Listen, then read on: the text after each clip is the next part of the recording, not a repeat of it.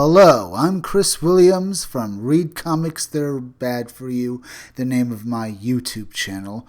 Or, if you're watching this on BitChute, the name of my BitChute channel is Comic Freak. Now, I'm going to be talking about A-Force today, the new all-female MCU movie. Yeah, we're getting that now. And I'm going to talk about things that led up to it. So, A-Force movie, reportedly in development, includes Captain Marvel and female Thor. I put the name of this article at the beginning of this video, even though I'm going to be talking about A-Force at the end of this video, just to clarify how all of this that Marvel has gone through being Disneyfied and all the SJW politics that they've been forced or, well, included in their comics have led to this movie. Back in 2010, Disney bought Marvel Comics. And we all knew they were going to Disneyfy it, much like how China promised that they would allow Hong Kong to be part of a two-party system with China's government, and how they're going back on it. We just knew that Disney was going to make them Disneyfy the Marvel characters. We can see it in this article, 2017, the year almost everything went wrong for Marvel Comics. I picked a few select things from this article to go over in my video here. Nearly every month held a new PR crisis for the company where Iron Man, Thor, and Captain America live. Yeah, that whole year, it shows you just what happens when a company is infiltrated by leftist SJW cucks. Nearly every month had one disaster that pretty much destroyed Marvel Comics.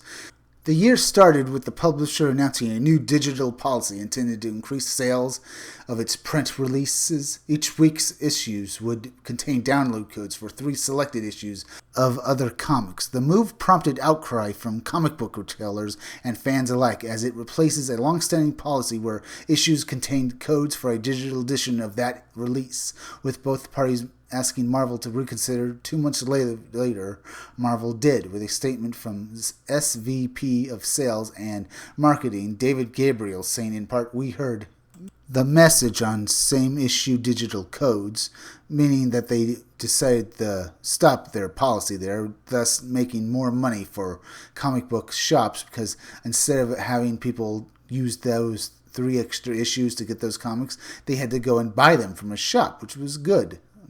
Because that policy was hurting the comic book shops badly, and that was hurting Marvel's bottom line, period, because if the comic book shops went out of business because of what they were doing, they would have just killed the comic book industry faster.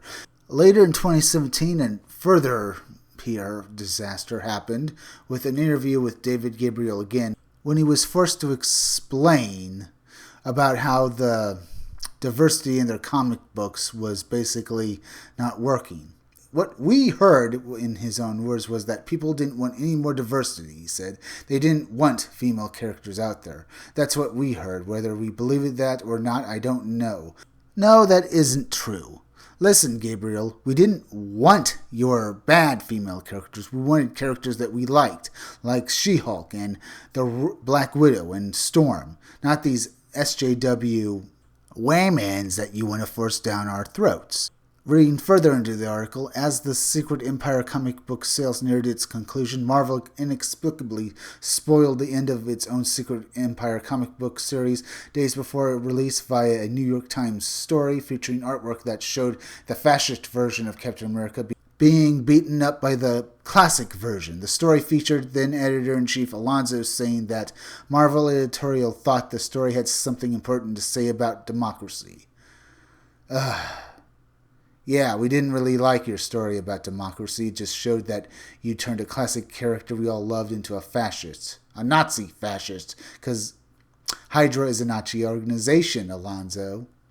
Marvel removes essay critical of America in 80th anniversary issue. Yes, we're going to be talking about Mark Waid now.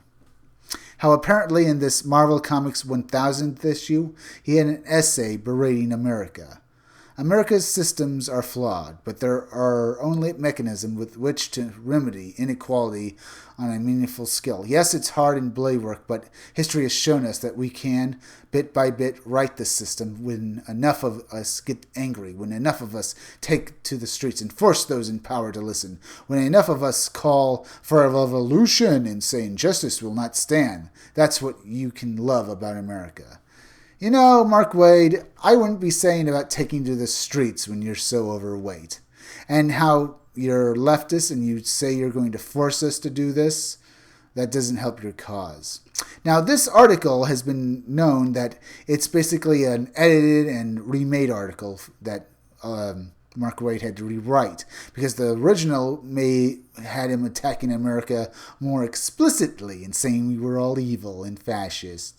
This article comes from the same man who basically ran a minority couple out of the ownership of a comic book shop that he had partial ownership out of, just so he could give it to his then girlfriend, that she then ran into the ground and causing it to close. He caused that couple to lose their dream just so he could impress his own girlfriend. And we're back to the A-Force article, and I'll explain how this all goes together. Marvel seems to be working hard to increase the number of leading heroines in the MCU over the last few years. Following Captain Marvel, the franchise's first female starring movie, we've got the likes of Miss Marvel, She-Hulk, WandaVision, Thor, Love and Thunder, and more coming across various platforms in Phase 4. It almost makes you think that studio is working towards something, doesn't it?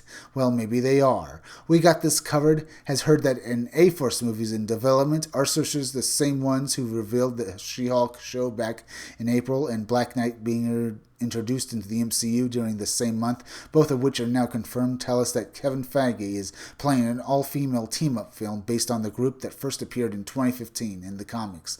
The lineup, we're told, will include Valkyrie, Jane Foster's Thor, Captain Marvel, Miss America, and She-Hulk, among others. Jennifer Walters is typically the leader of A-Force, and sure enough, we've been informed that She-Hulk Disney Plus series will be the first step towards the formation of the team.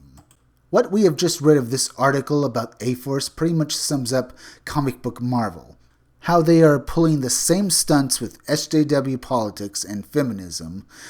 The only thing they are missing with are some guys like Mark Wade screaming at their fans that they're racist. But make no mistakes, they're probably going to pull that too.